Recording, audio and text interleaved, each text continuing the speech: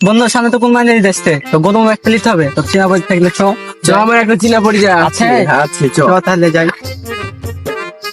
কুরবানিও চলে এলো সামনে, গরুটার গায়েও গোস লাগলো না সেরকম, গরুটাও বেচতে হবে, খাইছেও না ঠিক মতন। খা খা, বেশি করে খা।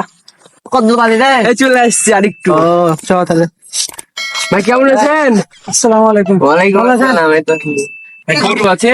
গরু তো আছে, কালো কুচকুচা গরু, একবারে আমার যত্নের গরু, পাহাড়িয়া গরু, যাকে বলে একবারে চক্ষাম। রাম তো গরু সম্পর্কে কিছু বলেন ভাই। মানে এটা তো কেমন বুঝলাম না তো। শোরুমে যদি যাই তো ফোন কিনতে এলে যেরকম বিষয় খুলে বলে না যে চার্জ ভাই পাতি দিতে হবে, তাহলে এরকম এরকম বিষয় নিয়ে কিছু ভাই গরু বলা যাবে না। আপনার কথা আমি এক্ষুনি বুঝতে পেরেছি।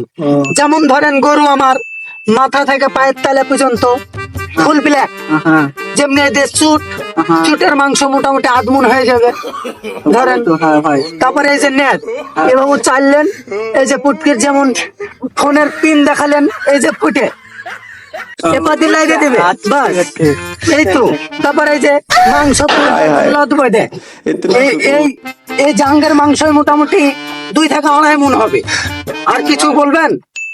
দাম আরো কিছু আছে, যেমন ধরেন গরুর সাথে 2টা বিচি আছে, বিচি একদম ফ্রি। ও তাহলে তো ভালো।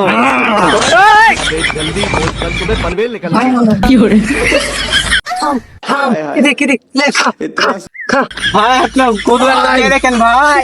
ভাই আমি আগে বলেছিলাম গরু আমার পাহাড়িয়া, ও এর বেশি আংলানো যাবে না ভাই, প্রচুর খাওয়ায়া মানুষ করেছি যত্নে। তো একদম বলেন কত নেবেন? একদম 2.5 লাখ, এর নিচে হবে না। বন্ধু বন্ধু আমার 2 লাখ বল, আমি দেখা যায় কি দিলে পালিয়েছিল। তাহলে 2 লাখই বলি, বল তাহলে বল। ভাই যা হলো 2 লাখ দিবেন? 2 লাখ হ্যাঁ। কেমন কথা? আপনি আর 25,000 দেন, আপনার লাগে, আপনি যেহেতু নিয়ে এনেছেন আমি আর বাড়াবাড়ি করছি না। ভাই ছোট্ট করে আমি একটা কথা বলবো, বলেন। গরু মাংস 2 লাখ ভালো আছে। না 2 লাখ 5 দিন ভাই, আবার দিকে গাড়ি ভাড়া আছে ভাই। তোরা কি গরু কিনতে এসেছিস? পাওয়া এখান থেকে